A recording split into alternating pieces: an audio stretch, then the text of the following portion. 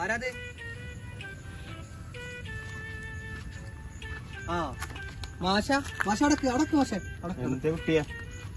അതെ, മാഷിനോട് ഞാൻ കൊറേ ദിവസമായി ചോദിക്കണം എന്ന് വിചാരിച്ചിട്ട്. എന്ത്? ഇവിടെ കൊറേ ആയിട്ടിപ്പോ മാഷിനെ വൈകുന്നേരങ്ങൾ ഇങ്ങനെ മാഷിനെ ഇവിടെ കാണാം. അപ്പൊ ഇവിടെ ആണെങ്കിൽ കുറച്ച് പ്രശ്നങ്ങൾ നടക്കുന്ന ഏരിയയാണ്.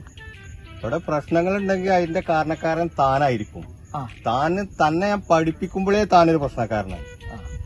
ഞാനാ പ്രശ്നം. അന്നേ താനൊരു കോഴിയല്ലേ, അപ്പൊ താൻ തന്നെ ആയിരിക്കും അതിന്റെ പ്രശ്നങ്ങൾ. ഞാന് കോഴി. എന്നാലേ മാഷന്നെ ഇത് അറിയണം. എന്തെന്നറിയോ? എന്ത്?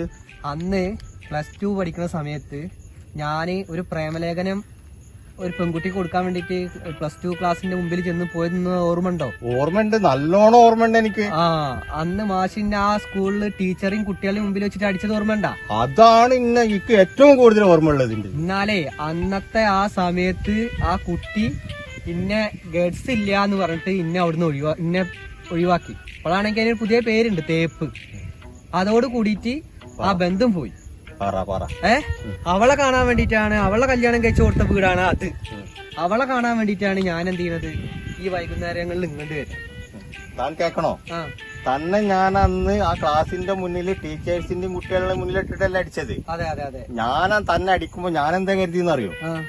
ആ ഒരു കുട്ടിനെ അടിക്കുന്നത് കണ്ടപ്പോ ഇന്റെ ഗഡ്സ് കണ്ടിട്ട് ആ ടീച്ചർ ഇന്നെ പ്രേമിച്ചോളെന്ന് വിചാരിച്ചിട്ടാണ് ഒരു ലെവലിൽ എത്തിയിരുന്നത്. അതിനു വേണ്ടിയിട്ടാണ് തന്നെ ഞാൻ അടിച്ചത്. അന്നൊരു പാവം വിദ്യാർത്ഥിനെ അടിച്ചെന്ന് പറഞ്ഞിട്ട് അവൾ ഇന്നെ, ഇപ്പൊ നേരത്തെ പറഞ്ഞില്ലേ, താൻ പറഞ്ഞില്ലേ ഒരു തേപ്പ്, ആ തേപ്പ് തേച്ചിട്ട് പോയി. അവളുടെ വീടാണ് ആ കാണുന്നത്. അത് അവളെ കാണാനാണ് ഞാൻ എന്നും ഇങ്ങോട്ട് വരുന്നത്. അപ്പോഴേ ഈ വിഷയത്തില് താനും ഞാനും തുല്യ ദുഃഖിതരാണ്. അപ്പൊ നമുക്ക് എന്നും സായാഹ്നങ്ങളിൽ ഇവിടെ വന്നിട്ട് നീ അവളെയും നോക്കിക്കോ, ഞാൻ ഇവളെയും നോക്കാം. അത് നല്ലൊരു ഐഡിയ.